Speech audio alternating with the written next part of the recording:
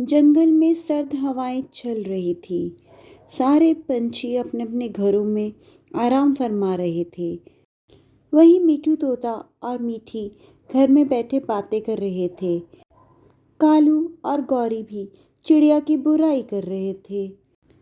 वहीं राजू कबूतर और उसकी बीवी पिंकी अपने बच्चे के साथ आग सेक रहे थे।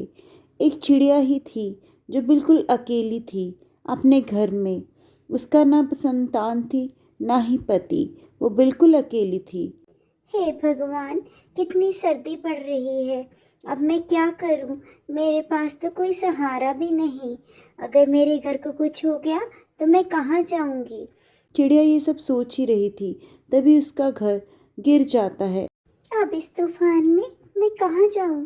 यही सोचकर वो सबसे पहले गौरी और कालू का दरवाजा खड़काती है। ओए कालू, देख जरा कौन आया है। रानो चिड़िया, तुम इतनी बर्फ में क्या हो गया? कालू भैया, इस तूफानी रात ने मेरा घर ही तोड़ दिया। क्या आप आज की रात मुझे अपने घर में शरण दोगे? कालू कुछ सोचता है, तभी गौरी की आवाज आती है। ओए कालू, किसी को शरण देने की जरूरत नहीं है। ये मेरा घर है, धर्मशाला नहीं। इतना सुनकर रानो वहां से चली जाती है। हे भगवान, अब मैं कहाँ जाऊं? किसके पास सहारा मांगूं? हाँ, मिट्टू तोते के घर जाती हूँ। यही सोचकर वो मिट्ठू तोते के घर जाती है। देखो, आवाज लगाती है। आवाज सुनकर मिट्ठू बाहर आता है। मिट्टू भैया, मेरा घर टूट गया है। आज की रात आप मुझे अपने यहाँ रहने दीजिए।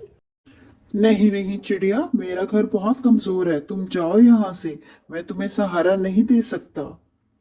चिड़िया निराश होकर वहां से चली जाती है।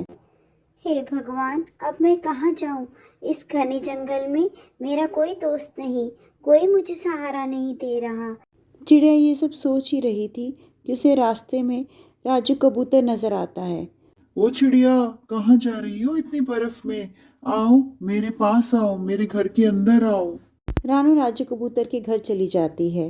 राजू की बीवी पिंकी उसका स्वागत करती है और रानू रात को सुकून से उनके घर आराम फरमाती है। रात भर वो ये सोचती है कि वो ऐसा क्या काम करे जिससे उसके पास पैसे भी आ जाएं, वो अपना घर भी बना पाए।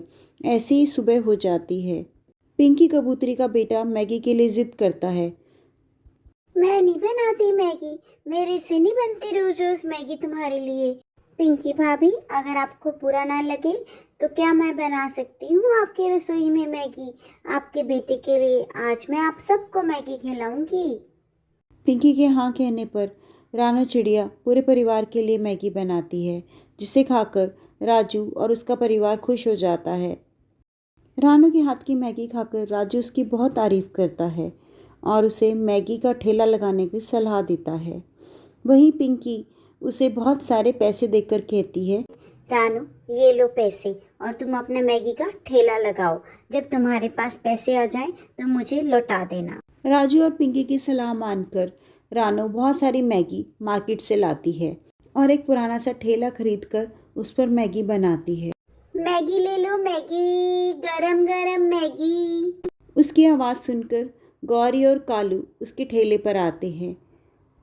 ओ रानू, अपने ठेले की सबसे पहले मैगी हमें खिला, हम तेरे पड़ोसी हैं। धीरे धीरे मैगी की खुशबू से पूरे जंगल के पक्षी रानू के ठेले पर आ जाते हैं, जो रानू की मैगी का स्वाद उठाते हैं। सब उसकी मैगी से बहुत खुश होते हैं। इस सर्दी के मौसम में चिड़िया रोज़ अपना ठेला लगाती और पक्षियों को गरम गरम मैगी खिलाती।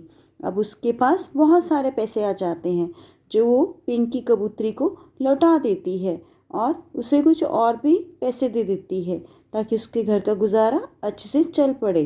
तो दोस्तों, कैसी लगी ये कहानी कमेंट करके ज़रूर बताएं। Please like, share and subscribe my channel.